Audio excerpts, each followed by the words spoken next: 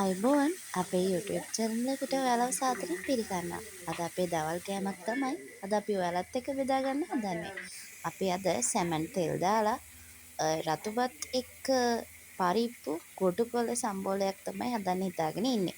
ඉතින් අපි ඉස්සෙල්ලාම සැමන් මාළු ටික බැදගෙන ටිකක් වෙලා වහලා තියලා ඊට පස්සේ කෑලි මිරිස් ලුණු මිශ්‍ර කරගත්ත ලුණු මිශ්‍රණය බීලුණු මිශ්‍රණය බැදුණු සැමන් මාළු එක උඩින් මේ විදිහට දානවා. ඊට පස්සේ අර යටින් තියෙන සැමන් මාළු ටික උඩට අරගෙන ලුණු කෑලිත් එක්ක මෙන්න මේ විදිහට මිශ්‍ර කරගන්නවා. ඇත්තටම මේ විදිහට මාරම රසයි. සැමන් එකක් තෝරගනිද්දිත් හොඳ සැමන් එකක් තෝරගන්න. ඉතින් අපි සැමන් එක හැදුවත් එක්කම කරපිංචා හොඳට දාලා කිරි වැඩිපුර දාලා පරිප්පුවක් හිඳගත්ත මෙන්න මේ විදිහට ඔයාලට පේනවා ඇති කරපිංචා ගොඩක් අපි එකට දාලා තියෙනවා.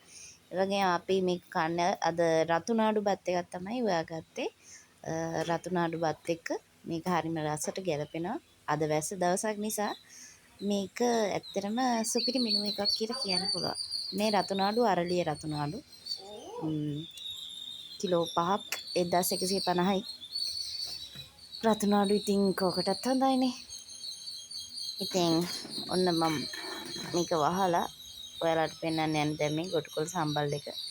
මේක හොඳට ඇඹුල් පහේ මත ගාලා තමයි බත් එක මම හදාගත්තේ. ඉතින් තවත් වීඩියෝ එකකින් හම්බ වෙනකන් ගිහින් එන්න.